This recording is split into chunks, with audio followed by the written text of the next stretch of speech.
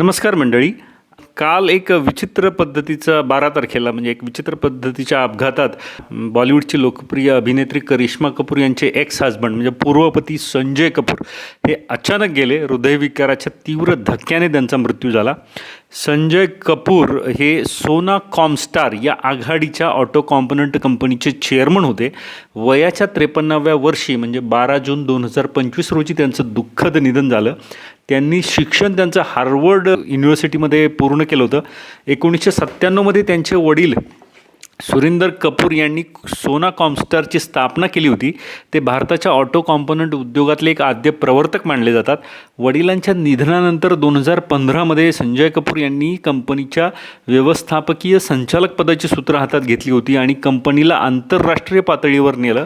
सोना कॉमस्टारचे आज 9 प्रगत कारखाने भारत, चीन, मेक्सिको, सर्बिया आणि अमेरिका इथं कार्यरत आहेत. ही कंपनी इलेक्ट्रिक 2 व्हीलर आणि 3 व्हीलरसाठी आवश्यक असलेले अत्याधुनिक पार्ट्स तयार करते. संजय कपूर हे केवळ उद्योगपती नव्हते तर भारतीय ऑटोमोबाईल क्षेत्राला जागतिक स्तरावर घेऊन जाणारे एक विजनरी लीडर होते. ते कधी वादात सापडले जेव्हा सन 2003मध्ये त्यांचं लग्न बॉलिवूडची अभिनेत्री करिश्मा कपूरशी झालं. सुरुवातीला सर्व काही सुरळीत होतं. त्यांना 2 अपत्य होती, एक मुलगा कियान आणि मुलगी समायरा.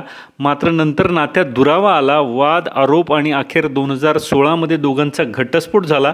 हे त्यावेळी बॉलिवूडमध्ये मोठं गॉसिप ठरलं होतं. नंतर संजय कपूरनं दुबईत राहणाऱ्या बिझनेसवुमन प्रिया सचदेव हिच्याशी पुनर्विवाह केला.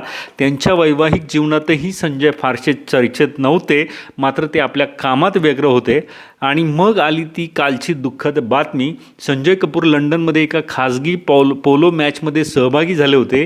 खेळादरम्यान मधमाशीने त्यांना घशात चावा घेतला. म्हणजे ती मधमाशी त्यांच्या घशात गेली आणि ती चावली आणि काही मिनिटातच त्यांना तीव्र असा हार्ट अटॅक आला. डॉक्टर्सने प्रयत्न केले पण त्यांना वाचवता आलं नाही. तर एक यशस्वी उद्योगपती करिश्मा कपूर यांचा एकेकाळचा जीवनसाथी असे संजय कपूर यांचं अकाली निधन आणि इतक्या शॉकिंग आणि एका विचित्र पद्धतीने जे निधन झालं ते सगळ्यांनाच हादरवून गेलं आहे.